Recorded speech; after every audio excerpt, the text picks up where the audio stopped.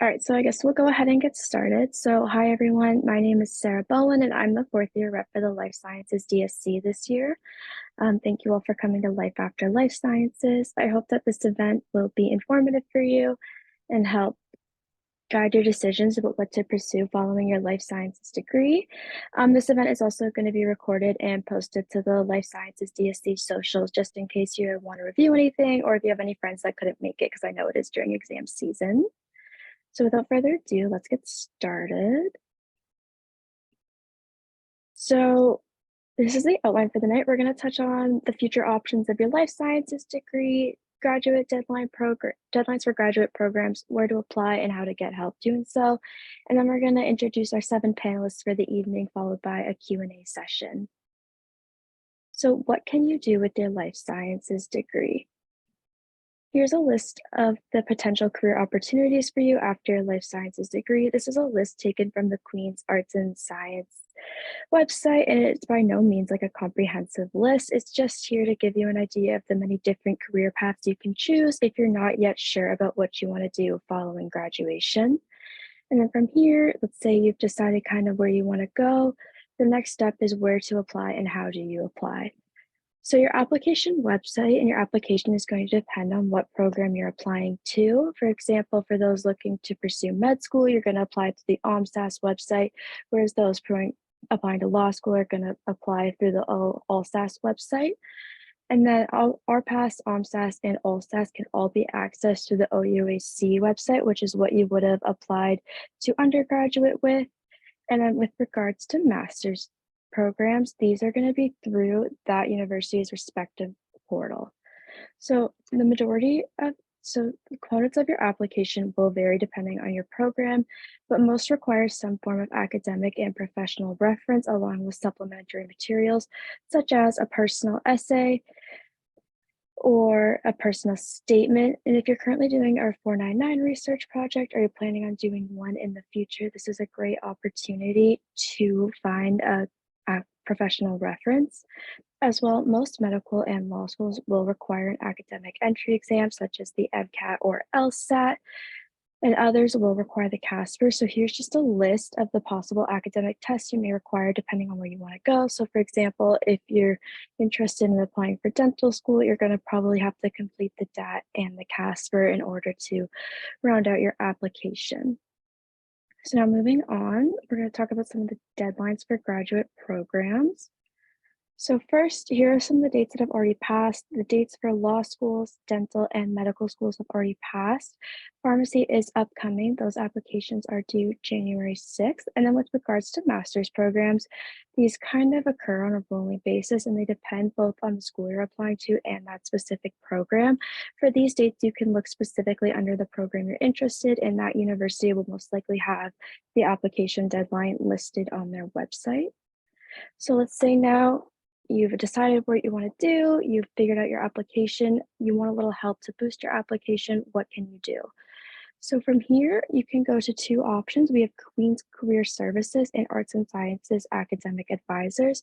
So Queen's Career Services offers relevant career and educational events. They also have job listings, career counseling, and drop-in advising services. And from here, you can ask questions such as, how can I find organizations related to my interests, or where do I start when researching graduate programs? They have drop-in career advising throughout the week, and you can also email them directly for other assistance. And then the Faculty of Arts and Sciences Academic Advisors also offer daily drop-in hours, and they'll answer questions regarding degree programs, specific requirements needed for graduation, etc. And if you're feeling more help than what can be offered in a drop-in session, you can also book a 10-minute advisory appointment by calling the number you see there on the PowerPoint. So that was just kind of a brief introduction about graduate programs, but the real highlight of this evening are the panelists, so I'm going to introduce them now. So first up, we have Melody Zhang. Melody is a first-year student in the Queen's Faculty of Law. Next up, we have Jacob, who is currently in his 5th year of the PharmD program at Memorial University. Moving on, we have Catherine, who is currently doing a Master's of Public Health in the field of epidemiology at the University of Toronto. And then we have Isaac, who's currently a Master's a master's student in translational medicine here at Queen's. And then we have Alex, who is currently who's currently a first-year resident in internal medicine, and she just recently graduated from Western Medical School. Then we have Gabby, who is also doing a master's here at Queen's in the Department of Pathology and Molecular Medicine. And lastly, we have Rebecca, who's currently completing a Master of Arts in Counseling Psychology through Yorkville University. So now we're just going to go and ask our panelists some questions. So the first question I have for the panelists is, how did you decide what you wanted to do after undergrad? To our panelists, if you could just answer in the order I introduced you, that'd be amazing.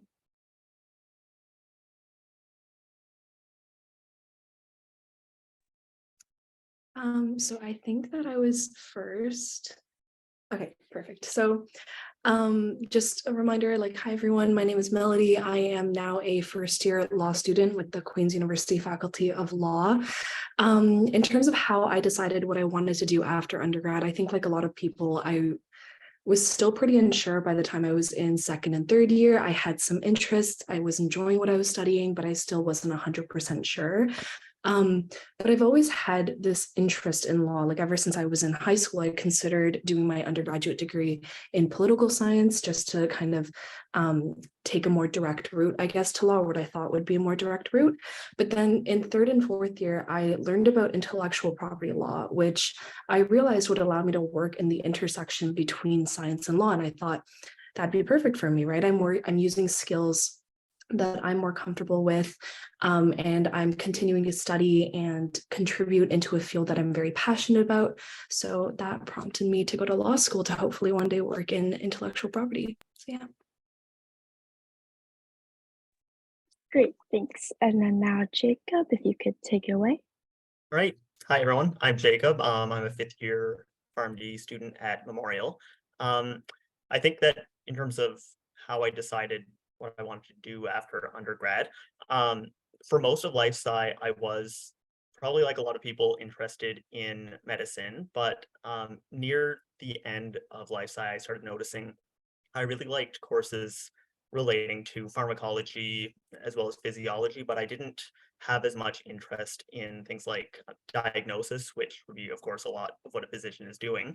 So I did still want to do something in healthcare, so pharmacy kind of seemed like a reasonable option. At that point, I still didn't really know that much about what a pharmacist actually did, but I had a family friend who told me about a pharmacist that she knew who worked in an HIV clinic, working directly with patients and physicians and other healthcare professionals, making recommendations for patients' medication therapy. And I had no idea that a pharmacist could be involved in that, but it sounded really interesting. So that's one of the main reasons I'd say I ended up applying. Great, thank you so much. And then Catherine, if you don't mind taking it away. Hi, everyone. So I'm doing my MPH in epidemiology at U of T currently.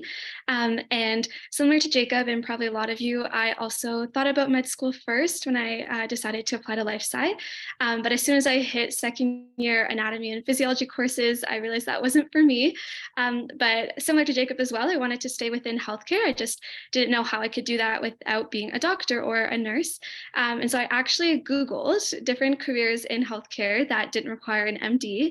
And epidemiology came up, and I thought it was super interesting. And for those who are unsure what it is, it's the study of disease throughout populations. And so they look at investigating outbreaks and identifying cases of disease, looking for trends, using surveillance methods, analyzing a lot of data. And that really inspired me and interested me a lot. And then I read a blog post from an epidemiologist who described her love for epidemiology because it was still helping lots of people just on a larger scale compared to a doctor who has that one-to-one relationship with a patient. But an epidemiologist can help reach full populations and different communities. And I thought this is a great way for me to still be involved in healthcare, but just without having that MD beside me. But yeah, I love it. And I've had so much fun so far in my program. And I think it's definitely the right fit for me. Amazing, thanks so much. And then Isaac, I think you're up next. Hey everyone. So my name is Isaac. I'm a first year MSc student in translational medicine here at Queen's, which is a fairly new program. And some of you may be familiar with it, but it kind of It's a graduate program within the Department of Medicine here, and essentially it's pretty small. It's tight knit, but it essentially kind of is a research-based master's that also gives you some clinical exposure. And so for me, in undergrad, I came in like knowing I like science. I took life sci. Really enjoyed like both the science side of things, like more of the like molecular biology stuff, but also like my passion was ultimately like physiology and anatomy. And so last year I applied to TMed because I thought there was a nice balance between both the research and the clinical side of things. And I didn't have much research experience before fourth year in undergrad, and I did a 499. And I found that like it was super rewarding and really interesting. And so I wanted to kind of keep that door open, but also keep like more of a clinical side open. And so that's why I think that TMed is a nice balance between the two, and was a good fit for me. But it's funny that everyone's kind of saying, we can't come in thinking maybe medicine or something like that. And I feel like maybe at the end of high school or early in undergrad, we don't do a good enough job of kind of describing other pathways that there are. Because and like my little sister, and she's in first year right now, and I'm seeing like everyone's coming in with a fairly narrow mindset of what they want to do. And so I think that events like these are really good to like kind of open people's minds. But yeah, so that was kind of my decision, I guess, for choosing TMed, was the nice balance between both clinical and research. Great, thanks so much for sharing. And then Alex, I believe it's your turn now. Hi, everyone. I'm Alex. I'm currently a first-year resident at U of T in internal medicine. And seemingly opposite to everybody, I never wanted to do medicine when I was in life sci. And then it was only like in second year, I guess, that I decided I kind of wanted to pursue it, which I think kind of came about because I was interested in research, and I was interested in doing some form of medicine. I used to want to be a vet. And so I spoke with a lot of people who recommended that if you want to have a research-based career, but not only do research, medicine would be kind of a good way to do it. And because it kind of, I guess, incorporates that like problem solving and individual patient relationships. And then you have the ability to do research on the side as well. So yeah. Great, thanks so much. And Gabby, I believe it's your turn now. Hi, everyone. I'm Gabby, and I'm a first-year master's student in the Department of Pathology and Molecular Medicine. So similar to a lot of our panelists, I came into life sci thinking that a career in healthcare or medicine is one of the only routes for life sci grads. But as I progressed through my undergrad, I took many very interesting courses, and it allowed me to reflect on what I was really passionate in, was what I was really interested in. And one of them being my interest in the field of pathology, which is the study of the cause and effect of disease and injury. And specifically, the field of cancer research was something that I felt really interested in learning more about, not only because the mechanisms of cancer progression were interesting to me, but it was also because of my personal involvement with cancer, as well as my involvement in different clubs and organizations that were focused on cancer research and cancer funding.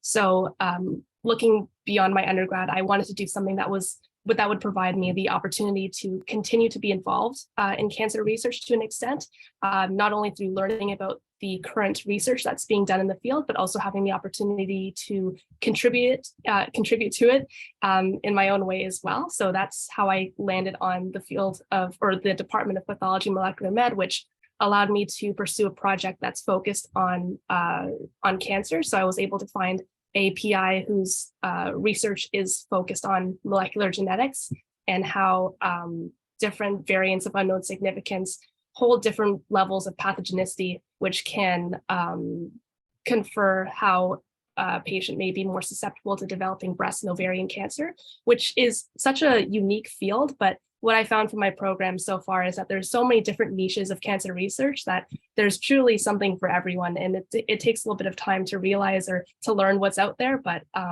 yeah, that's kind of where I'm at right now.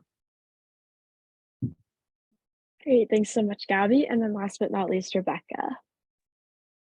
Hi, everyone. My name's Rebecca. I'm just finishing up my practicum in my master's program for counseling psychology. So right now I am a student registered psychotherapist qualifying under the CRPO. So I wavered back and forth a bunch of, okay, am I going to do med school? Am I not? I dabbled with the MCAT, as a lot of you probably did too. And ultimately, I took the time and I recognized that it wasn't my passion. It's not where I wanted to go. But how could I incorporate my passion for helping people and caring for people into a profession? And ultimately, that came up to be a therapist. So I just love to listen to people's stories. I was that person in university that would be like, what are you doing with your life when you were at those parties? And I just wanted to hear more about people. And I just wanted to be there for them. So that's what I'm doing now. And that's how I found my program. Amazing. Thanks so much. And then now moving on to our second question for the panelists now. Is there anything you wish you knew before you started your program? And then again, Melody, if you don't mind kicking us off. Yeah, for sure. I think something that I wish I knew before starting law school is how supportive the law community can be. You know, I don't have any immediate family in law, so one of the, I guess, scariest things about making that decision was that I was going into a field kind of blind. I didn't really know how to navigate law school, how to navigate law as a career, anything like that. I didn't have any mentors. I wasn't really sure if I'd be able to find my footing as quickly as I needed to guarantee a job down the line. But very quickly, I realized that law in general, and especially Queen's Law, it's very supportive in the community. There's very much like a pay it forward kind of attitude. Like, people are incredibly eager to support each other. It was my first time ever where, upon like having a single conversation with a third year, they immediately sent me all their notes from first. Like, it's just, it seemed absurd to me, but it made me feel really, really welcome and really supported. And I think had I known that this community and this support system existed throughout law, I think I would have been a little bit less hesitant to make that decision, to make that jump, knowing that I wasn't kind of there for like a free for all, really, to be honest. There is a system in place and there are supports available. So yeah. Great, thank you. And then Jacob, if you don't mind going next. Yeah, so there wasn't a whole lot that I'd say I really wish that I knew before starting pharmacy school, but one thing was that kind of surprised me is that in addition to the clinical side of pharmacy, which I still think that is the focus of pharmacy school, there are courses in kind of relating to the legal part and the business and management part of pharmacy. And while it's not necessarily not interesting, it's completely different than what I was doing in life sci. So it was a big jump, I would say, but it's just kind of a good thing to know if you are considering doing that. Great, thanks so much. It's really good advice. Next up, Kat. Yeah, so I think what I wish I knew before starting epidemiology specifically is that you do not need to be a stats god or be fluent in code before you start. And that's a huge misconception that a lot of us had. And I remember our first orientation activity, all the first years ran to the second years, and we quizzed them and we asked them so many questions like how much R do we have to know before starting? And and do we need to know all the statistics before starting to be successful? And they stopped us and they said, absolutely not. They teach you right from the very beginning. And so in the application, I think it's a little bit misleading because they do say that you need to have strong quantitative skills before applying, and you need to have an A- minimum in 2 math courses and at least 1 stats course before applying. So they really emphasize having this strong knowledge before, but I will assure you that once you start, you are literally starting from square one, and they don't expect you to know how to code at all. So it's great if you took Bio 243 or EPID 4.1 and you have some R knowledge, but otherwise they teach you how to install it onto your laptop. So you definitely don't need to know any of that before starting, but I think I wish I knew that because it would have saved a lot of stress in the summer. Great, thanks so much. And then Isaac, if you don't mind going next.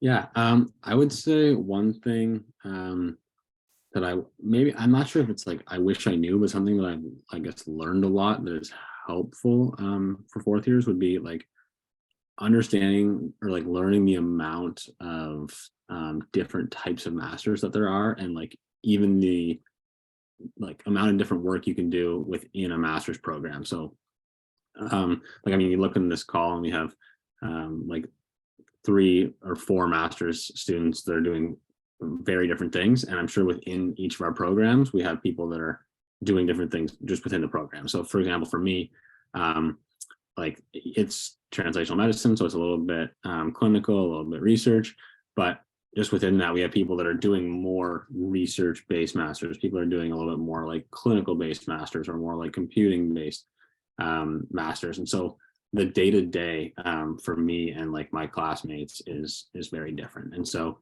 I would say I was a little bit unsure of like what kind of the day-to-day for a master's student looked like in 4th year. And so that's where like investigating kind of the programs you're interested in, like their requirements, can be super helpful, because some course-based masters might be more like similar to undergrad scheduling wise, in the sense that you'll have like classes sporadically, whereas more of a research-based master's like mine is fairly like 9 to 5. You're kind of expected to be in the lab and things like that. So I think it's important to have an idea of like what your master's would look like, and then choosing something that you're like honestly really interested in, because there, as I was saying, there's so much out there and so many different opportunities, and Gabby kind of mentioned that as well. And so really finding something that you're passionate about is something that I feel like I did do, but something that I just like want to emphasize that I'm realizing now is like super important, I would say. Great, thank you. That's really great advice. And then moving on, we have Alex. Sorry. Yeah, I think before starting my program, I guess some of the good things are that it's med school's pass fail. So that relieved a lot of stress. There was a great community. It was a lot of fun. On the other side of things, it's expensive. A lot of people like get a line of credit and go into a lot of debt. And it's a long road, like with the med school and then residency. A lot of people get a master's if they want to work in a bigger city. So it is sometimes feels like it's a bit never ending. Great, that's really good. And then next up we have Gabby.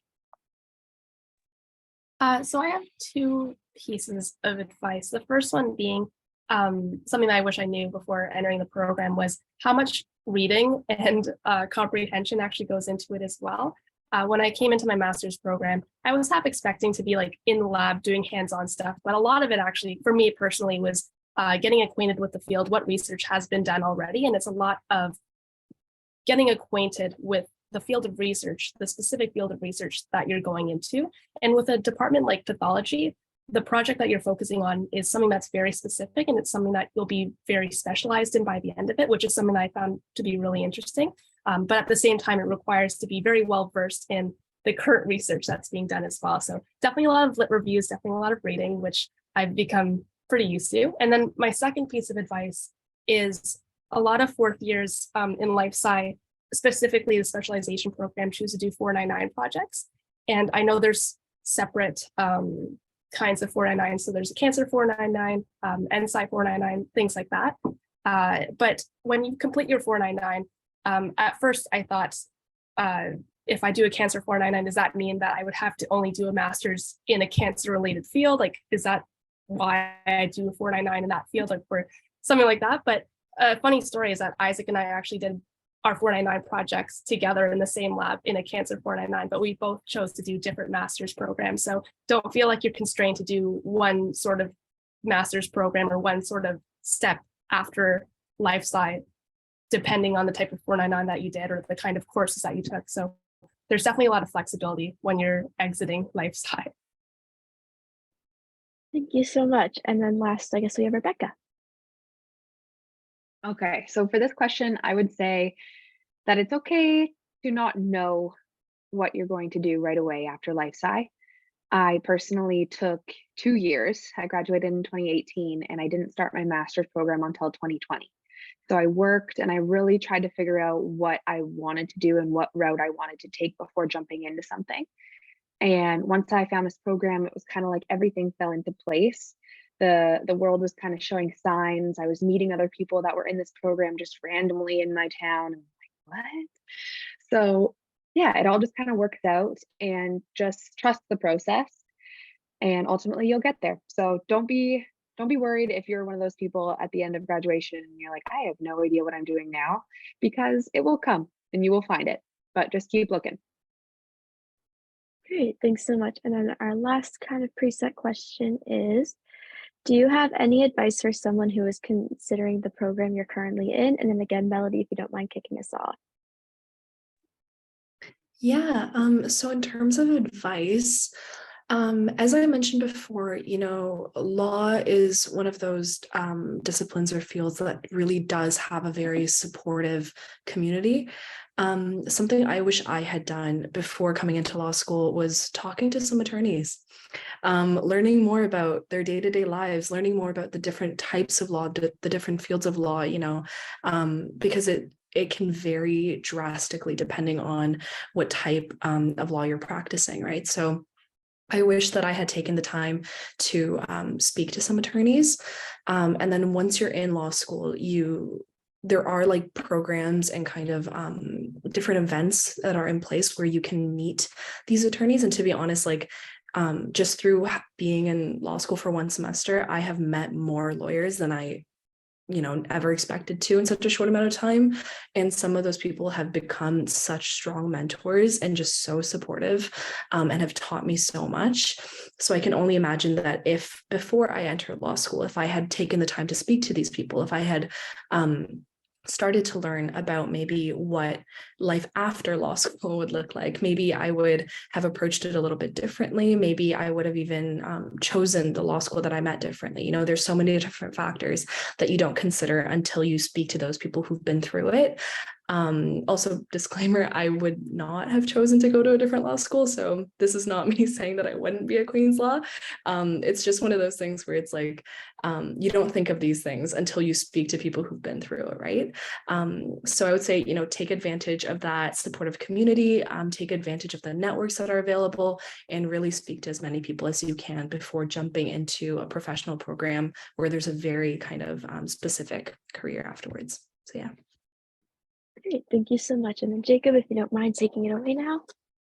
Yeah, so kind of similar to Melody, my advice is, again, talking to as many pharmacists as possible, or even shadowing pharmacists. And I would really advise like trying to talk to or shadow pharmacists in different settings.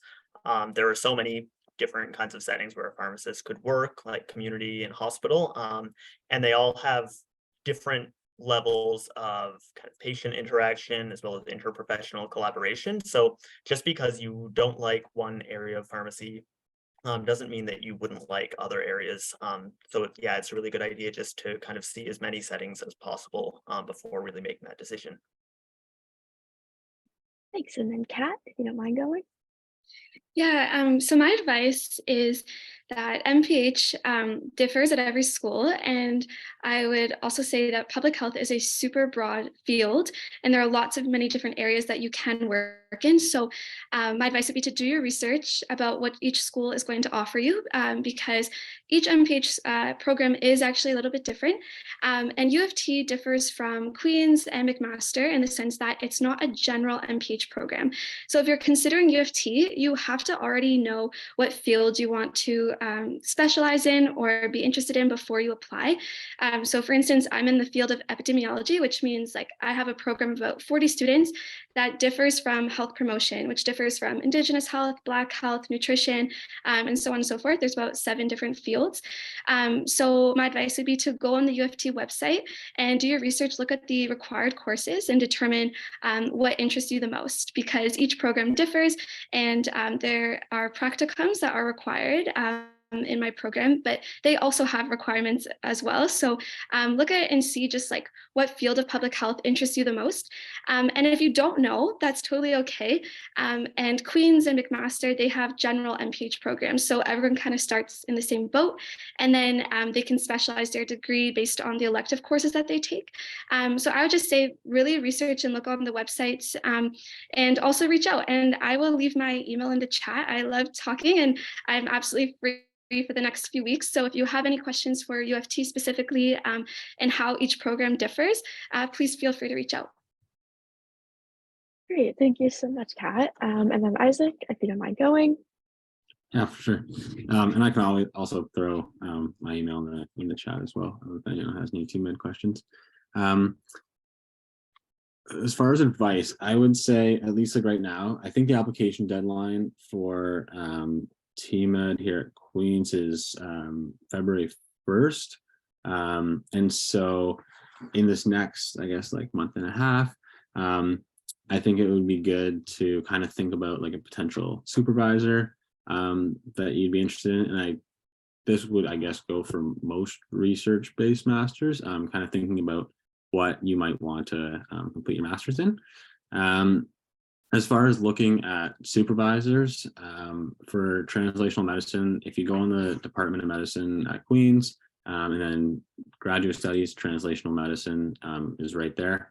And they have a list of the faculty members that are associated with the program, and you can kind of go through, read about all the different research that's going on, and find something that you're interested in. And I emphasize, like I kind of already said, like something that you are interested in. And I was there just a year ago in fourth year, and I remember what it was like to almost just want to secure a spot, which is obviously super important, but you want to also secure a spot that you're going to be happy in, and something that like you're going to be motivated to get up and complete every day. And so maybe like going through and like being like, when someone's interviewing you, like a doctor or professor is interviewing you as far as like allowing you into their lab, also like you're also interviewing them is kind of like a way to look at it. You know what I mean? Like you're kind of wondering like what their work is like, what a day-to-day in their lab is like. You can talk to students, you can ask like supervisors maybe for contact information of current students. And I was given some contacts that are in my lab for a year older than me, and I thought that was helpful because it's nice to hear from someone that's going through what you would be going through in a year.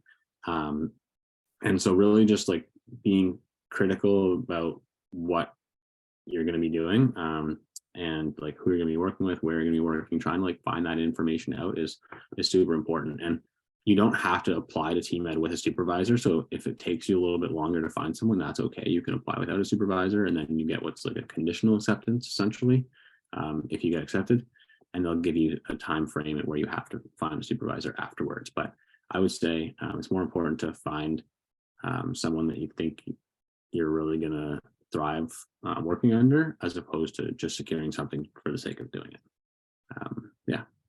Great, thank you so much. And then Alex, if you don't mind taking it away now. Yeah, I think my first piece of advice would be that if you end up having to or wanting to take time off or to do a master's in between med school and undergrad, like don't feel that that is bad. So many people come in with masters or PhDs, and it can actually be very beneficial, I think, to your medical career. And then secondly, I feel like shadow as much as you can, just to try and figure out if medicine is right for you. But in that kind of same vein, it's really hard. I feel like even in early med school, I had no concept of like what I would actually be doing. I didn't even know what internal medicine was. So I think the most important things are just like having interest in science, having interest in like working with people, and maybe even like problem solving, and that will get you pretty far. And then my last piece of advice is for life science specifically. Research experience is good, but I would recommend against doing a 499.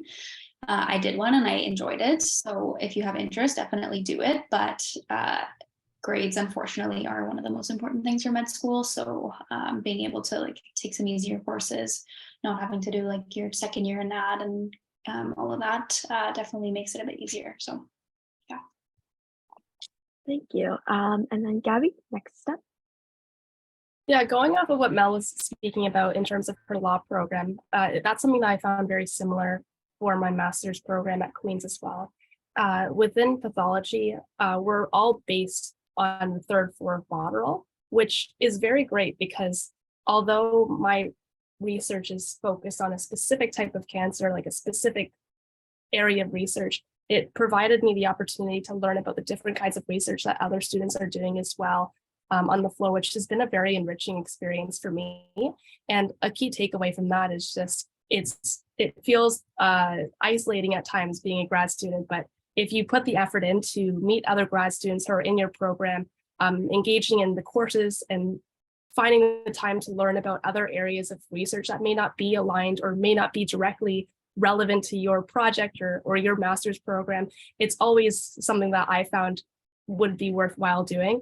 And I would definitely recommend, as someone who is currently in 4th year, learning about the different master's programs available and not closing the doors to any, because even if you're in one master's program, you can still learn a lot from other ones as well. That can one way or another be related. So yeah, keeping doors open to collaborative research is something that I found was very helpful, not only for cancer research, but any type of research. Great, thanks so much. And then Rebecca, if you don't mind ending us off. Okay, so the advice I have for someone considering my program, first off, is when I decided to take this program, COVID hadn't officially become in full swing yet. So nothing was really translated into online in regular programs. And Yorkville's program for counseling psychology was already all online. So I had already chosen an all online program. I didn't have to uproot myself again after undergrad. And I was able to work full time while doing my master's program. So I could make money on the side, which was also beneficial. So if you're considering this program and you want to work at the same time, you have an interest in this kind of thing, it's a very accessible program in terms of work-life balance and being able to complete the courses and do things like that. So yeah, that's what I would say. Great, thank you guys all so much. And then now we're going to open it up to the floor. So if any of the audience has any questions, feel free to raise your hand on Zoom or put the message in the chat box and I'll read it out loud for you.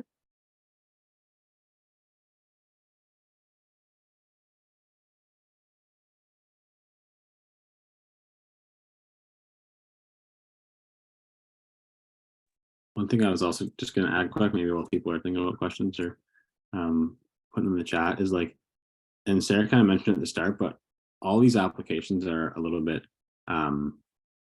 different, a little bit similar, and but also a little bit different. So like when you do an application, make sure you like save your answers, save your ideas, because a lot of them you'll be able to use for multiple, like for different applications. Obviously not the exact same thing, but similar ideas. That can be really helpful once you've already kind of drawn those up to like reuse those. The other thing I was going to say is like looking at these requirements early as far as application goes are nice, because then you have an idea of what is required. So like something like reference letters, if you need reference letters, it's good to ask for them a couple weeks in advance. You don't really want to be like a day before the applications due realizing you need a reference or something like that. So just having an idea of like what the requirements are in advance is helpful. Thanks. And then I think we have our first question. So for grad schools, any recommendations on writing your statement of interest? Anybody else to lead us off? I can answer this one. So I had to write a statement of interest for U of T, and oftentimes in the application on the website, it will probably give you a little bit of a prompt or something to go off of. So just make sure you check the website and see if they have like some bullet points that you should touch base on. But my advice is that really focus on your personal experiences and why you're passionate about the field that you're applying to. And give a little bit of a story. So for me personally, I started with this one trip that I took in high school and how that really sparked my passion for global health. And then I talked about clubs that I was interested in and participated in at Queen's and how that sparked my interest for public health. And then I talked about courses that I took, and I went in a trajectory that from start to finish about how I ended up applying to the program in the first place. So I really think about all the personal experiences that you've had that showed your passion for this field that you're applying to. And that's what they're looking for. And I will say that talking to my peers, that was the most important aspect of the application. So everyone kind of had good marks, and everyone was kind of on a level playing field when it came to GPA. But what differed was our experiences that we talked about in our personal statements. So I would definitely kind of give a story and talk about all of those experiences that shaped your interest.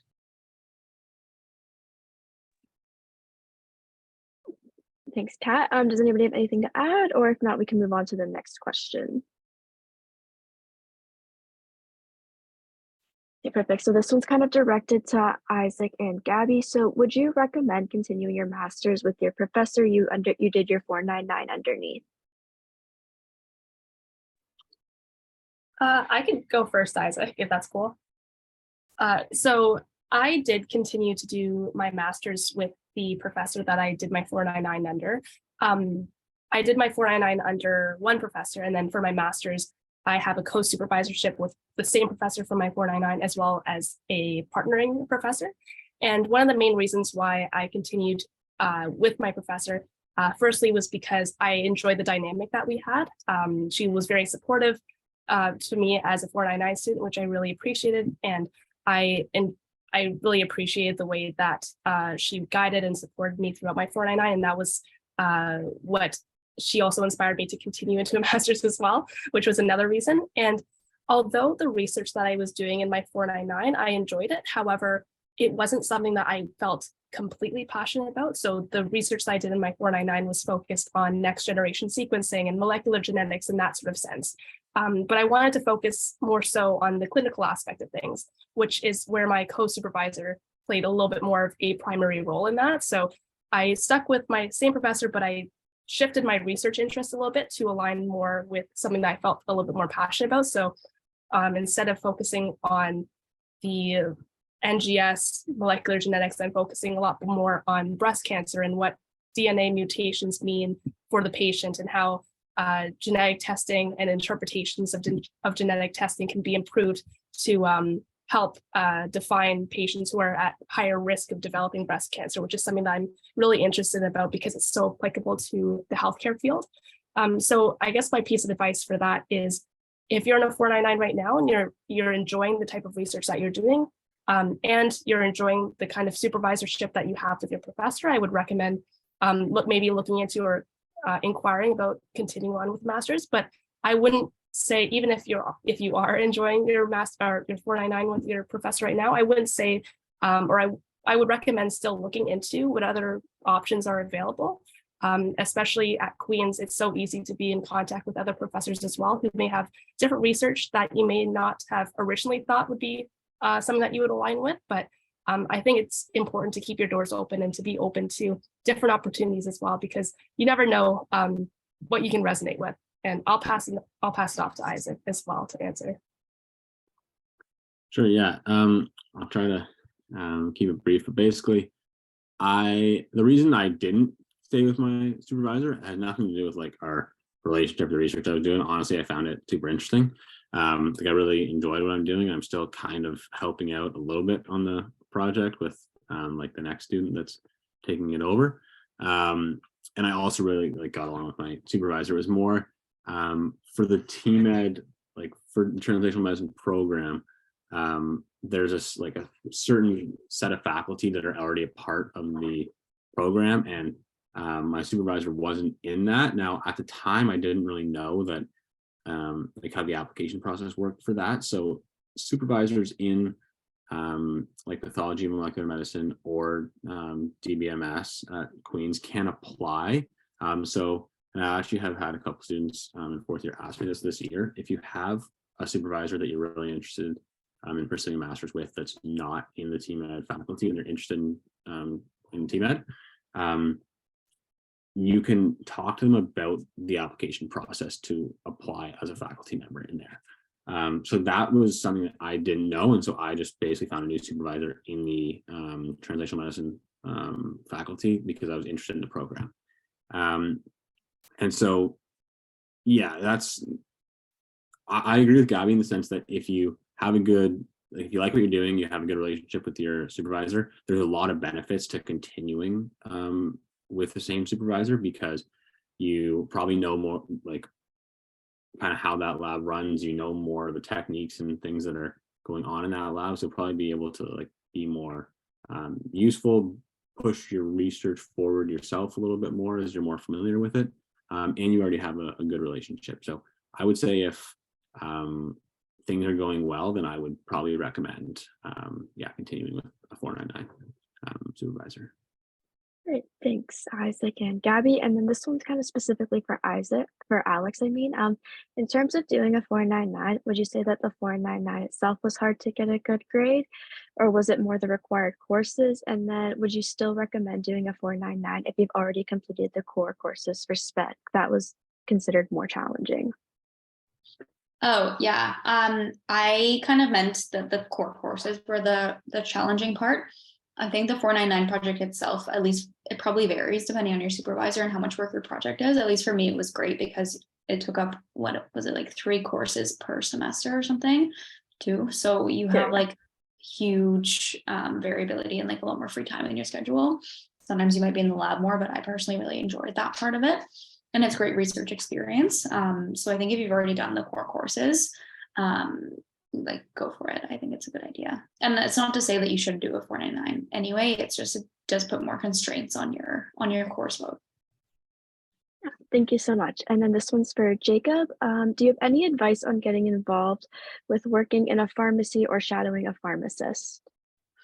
Yeah, so in terms of working in a pharmacy, you could always just look into kind of job listings for pharmacy assistants at kind of community pharmacies near you. Like that would be a great summer job where you could get a lot of experience.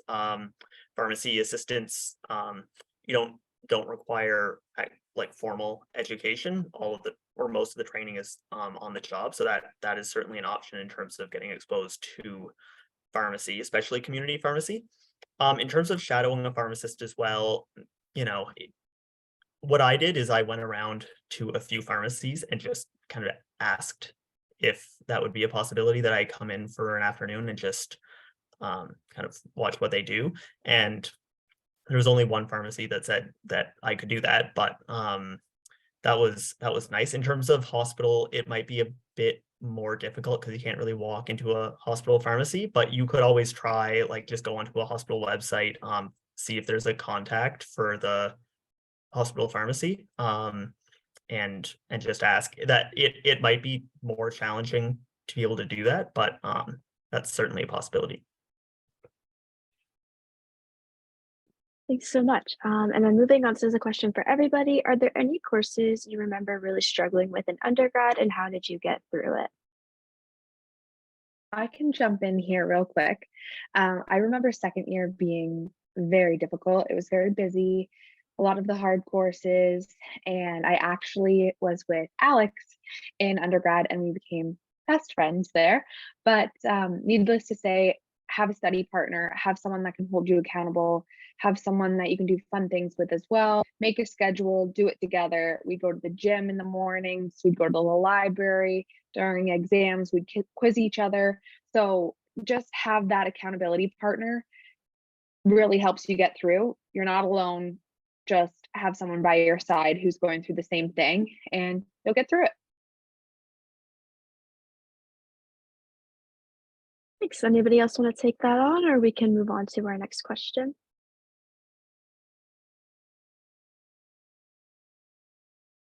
Okay, and then our last question is, how did you go about obtaining letters of recommendation? For med schools, we only need to submit once with OMSAT, but I'm applying to a few masters and I'm having a hard time getting multiple references. I can start with this one. Also, to emphasize Alex's comment there, ordered dominoes during organic exams. I get behind that. Yeah, getting some comfort pizza in times of need. For references, I also think this is tough because they talk about academic references and things like that when most people applying to these programs are in undergrad and have like little to no like research experience or or relationships with supervisors that can like really write you a strong reference. So I would say you don't need references that are necessarily like from an academic institution. It depends on the masters. Some might require maybe one that can speak to your academic success or something like that. And that can be a research supervisor. It can be a professor who might have taught you in a course that you might have done well in, or even like little things like went to their office hours, built a little bit of a relationship with them and can speak on your like work ethic. If you don't have a research ability, I just mentioned the research because that's often an easy way for supervisors to see your work ethic and your motivation. But outside of like an academic institution, someone who can just speak to your like qualities that can align with the program. And so talking with potential references about or like people who are going to be a reference about what the program is kind of looking for and how they can align their reference to promote those qualities like for you. So even say you worked in a restaurant or something like that, and you have like very good like people skills, you have like very good teamwork, communication skills. Like these are things like, you know, working in a restaurant has nothing to do with a master's, but you still learn a lot of really important skills that are very transferable. And so I guess my biggest thing would be finding someone who knows you well, if it's not an academic one, finding someone who knows you well and can really write you a strong reference. I think that's probably more important than maybe having someone with like a really big name, but that can't really write you as good of a reference. I hope that kind of answers that question. I don't know if other people have things to add. I can just jump in as well and say that try to give yourself lots of time to find a reference. I waited right till the end, and there was like a week before my applications were due, and that's when I decided I would just ask my 409 supervisor and ask my professor in my biostats course. And thankfully, both of them had the time, but that is not enough time, I think, especially around this year or like this time of year, just because a lot of students are asking their professors for references. So just try to give yourself a few weeks. And if you are having a hard time, this gives yourself lots of time to find a new reference as well. But fortunately, it worked out for me, but that's not always the case. So I would give yourself at least 2 to 3 weeks ahead of time, but I didn't. And so that was kind of my struggle at that time of applying. Also, I just a quick thing to add for reference letters. I didn't learn this until like doing med school and reference letters for residency, but when you ask somebody for a reference letter and you kind of like chat about like, I don't know, strengths, weaknesses, whatever, it is like really reasonable to then send them an email and be like, thanks so much for agreeing. Like, here are the couple of things that we like talked about. Here's what I think my strengths are, et cetera. Here's what we did together. Makes it way easier for them. Seems kind of obnoxious at first, but then like it basically outlines everything that you want in the letter, and they will probably put it all in unless they really disagree. So then you can kind of ensure it's a strong letter. All right, thanks so much, Alex. That's great advice. Is there any other questions or anything else anybody would like to add? If not, I think we can wrap it up. First and foremost, I'd like to thank all of our panelists for coming. We really appreciate your time. And then also thank you to everybody who participated in the questions. So I'll stick around for a couple more minutes, and then if not, everybody's free to go. And this has been Life After Life Sci.